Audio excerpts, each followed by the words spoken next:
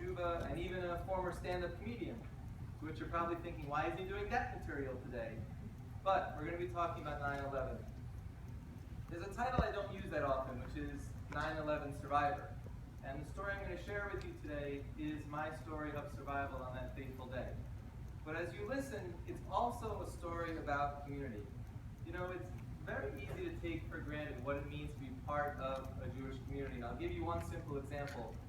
When my son turned 3, this past summer, we had 150 people from our community in our backyard. Does anybody know why we had them all gathered together?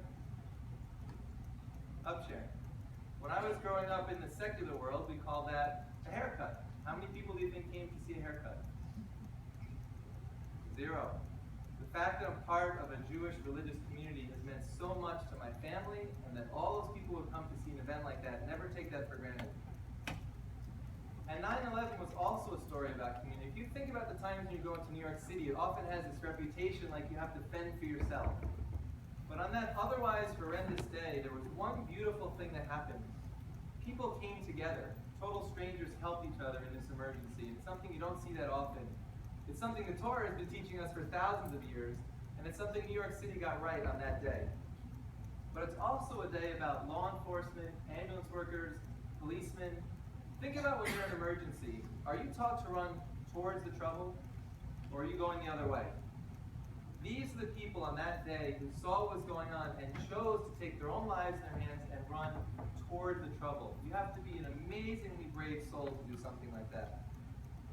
Now, I recognize for many of you in the room, the story I'm about to share is something that feels historical to you because you either weren't born yet, or perhaps you were a toddler. I know some of the administration and teachers in the back know exactly where they were. As you continue to grow, there are going to be a few specific days in your life that you will remember exactly where you were when it happened. And I hope for all of you, those days are bat mitzvahs and weddings and God willing having your own children someday. For me, 9/11 is one of those days. I remember it like it happened yesterday, even though it was 15 years ago. Now, we begin our story with something my father told me the day after 9/11. This is on 9/12. His first comment to me was, "Your way of life is never going to be the same again." And it took me many years to really understand that, but think about the name Osama bin Laden, ISIS, Al-Qaeda. On September 10th, very few people knew who any of these people were. In fact, you could go through airport security without taking your shoes off. Do you believe that? You could get a water bottle through airport security. You could get 4 ounces of yogurt through airport security. Many things have changed that were not on the radar back on September 10th. Now, if I think about that day, at the time I was working for American Express. I don't know if any of you know that American Express, at that time, and still is located right next to where the Twin Towers were. So you had the 2 towers, and there was a bridge that connected you to the World Financial Center, and the American Express building was there. And I was having a meeting with a woman named Deborah Mardenfeld. This is on September 10th. And we were discussing how to help her enroll in benefits and a 401k to plan for retirement. She was a recent college grad like me. Neither of us knew that 24 hours later, she was going to be walking on that bridge connecting the Twin Towers to the American Express building, and a piece of the plane was going to fall from the sky, knock out her legs, and to this day, she is still learning how to walk again 15 years later. This is someone who was meant to be walking down the aisle in 3 months, who was about to get married. Her life changed dramatically that day. Now, I was lucky enough to be spared, but just to put into perspective the story I'm about to tell you, 11 of my colleagues at American Express died that day. 3,000 people in the United States died that day. 6,000 more were injured. 400 of the people who passed were part of law enforcement, security, etc. In fact, 90 countries lost a citizen that day. It was truly a worldwide terrorist attack. This was, in fact, the biggest attack on U.S. soil since, can anybody remember? What have you learned in history? You know before 9/11 what the biggest attack was in U.S. soil? Pearl Harbor, 2,400 people died. So this was even bigger than that. Where's Pearl Harbor, guys? All right, teachers, you're doing a good job. Now, my first memory of 9/11 was that it was such a beautiful day.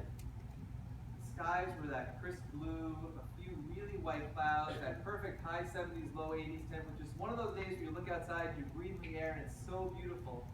And what what none of us are thinking about that morning is that on the other side of the world, there were people waiting for a day just like this. Why? So it would be a good day for flying airplanes. Not what was on my mind at all. Now, 2 weeks ago when I spoke about 9/11 in Shul, it was Parsha Shoftim. And if you look at that week's Parsha, there's a phrase that says, righteousness, righteousness shall you pursue. And Rabbi Bunim interprets this verse to mean the Torah does not condone the pursuit of holiness through improper means. So if Judaism is all about community building and doing the right thing, this experience was the complete opposite of everything that we're learning. Now that morning I met my future wife, her name is Carol as I mentioned, at Port Authority. She was taking a bus in from New Jersey.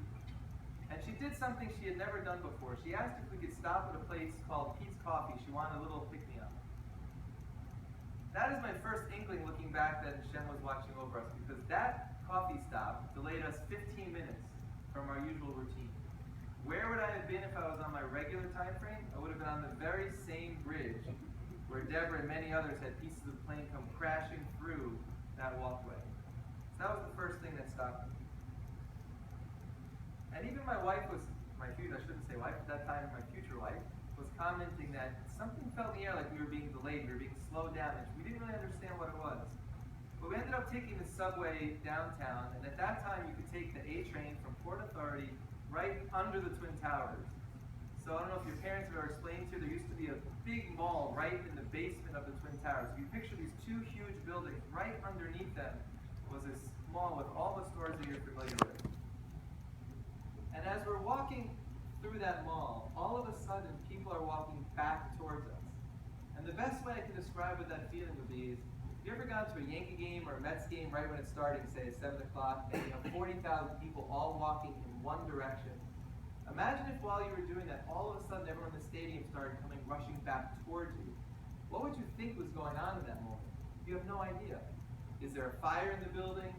Is there a shooter? Is there a flood? Why is everybody coming at us? And all we could think about at that moment was, we got to get out of here. We didn't know what the problem was, and the exits were just jammed. And we noticed one on the other side of the subway that we came out of. And that's a tip that I think about all the time. There are places that you go all the time, like school, things you do after school. Get to know where the exits are. That was an amazing lifesaver for us, that we had been in that subway area so many times that we knew more than one exit. There were people crammed in one exit, and we were coming out the other one. So we get up on the street. Now picture where we are at this very moment. We are right under the Twin Towers. The towers are here. We're looking up at them. And there's flames coming out of one of the towers. And word on the street is that a pilot had accidentally flown into one of the towers. So what are you thinking at that moment?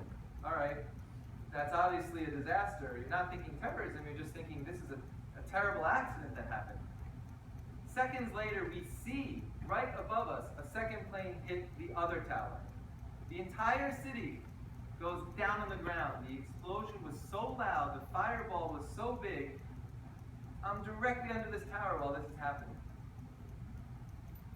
Now those of you who know the story from a historical perspective know that the towers, thanks to Hashem and the engineers we should be thanking also, those towers did not drop immediately. How long did it take before the towers came down? Almost an hour. If those towers had dropped that split second, I wouldn't be here to give you that story. And there are many moments that I think about the fact that right before this happened, I was in the basement of this building that was hit. Is that the place you want to be standing when something is about to happen? Right under all of this steel and this amazing structure. So my future wife and I started thinking, this is not where we want to be standing, because it's clear now this is no accident. We still don't know what's happening. Remember, we don't know that much about terrorism. It's not such a common thing that you think about today with all the news stories about it. We start walking uptown and it becomes clear with the smoke and the fire, this is not going to get us out of this area fast enough. I don't know why this happened, but a cab came around the corner. And I did something you would never do in New York City on a regular day. I knocked on the window and there were people in that cab. What would happen if you knocked on a cab with people in it on a regular day? What would they say to you? I don't have any money to give you, get away from me, right? On this day, come in and get in with us. And the cab driver said something to us I'll never forget. He said, my passengers always get to their destination safely. I don't think I've ever even talked to a cab driver. And he made that comment. Now I want to paint the visual for you. We're a few blocks from the Twin Towers. We're driving slowly up in traffic. We're listening to 95.5 PLJ. They are talking live to a man who is stuck on the roof of the Twin Towers, begging them to send a helicopter so that he can grab onto one of those ropes and get pulled to safety. We're listening to that in the front, and we're looking out the rear view mirror. We're 3 blocks from the Twin Towers, and we see the first one start coming down. And I hear a noise from the DJ. I can't even put into words, as this person realizes they're talking to somebody who just died live on air. We're going further uptown. The second tower comes down, and that's when we're really starting to understand just how many people are being impacted by what's going on. Now, I'm going to spare you what happened from then on. My future wife and I were just thinking, we got to get out of New York City because you don't know how many more planes are coming. Like, looking back, you're like, okay, there were 4 planes, but at that time you're like, what's next? The Empire State Building, the Chrysler Building. You have no idea where is a safe place to be. This is something you've never experienced before. And when I think about the community of New York City, we managed to get to New Jersey, where my wife was living at the time, just thanks to the generosity of others. We took a cab, we took another subway ride, we had a stranger pick us up, we had a mother say, you look like kids who need to get back home, I'll get you across the George Washington Bridge. And we ultimately got to New Jersey to look back on just this disaster going on downtown New York City.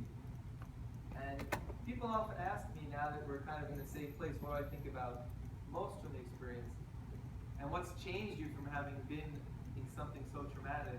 And I always tell people, of course I feel lucky to be alive, but you don't need an event like that in your life to figure out what's important to you. You know, people often say when they survive a heart attack or disaster, I'm going to exercise more, I'm going to spend more time with my family. You don't need a disaster to make any changes you want in your life. And that's how my wife and I have lived from that day forward. In fact, we ended up getting married on 11/9 to commemorate that fateful day. So I just want to leave you with a final thought that I hope for all of you it'll be simplest. I wouldn't wish anyone to live through that story. I know people who passed away. I know people who are disabled from that event. But I feel in some ways lucky to have lived through something so historical, to have seen it up close and personal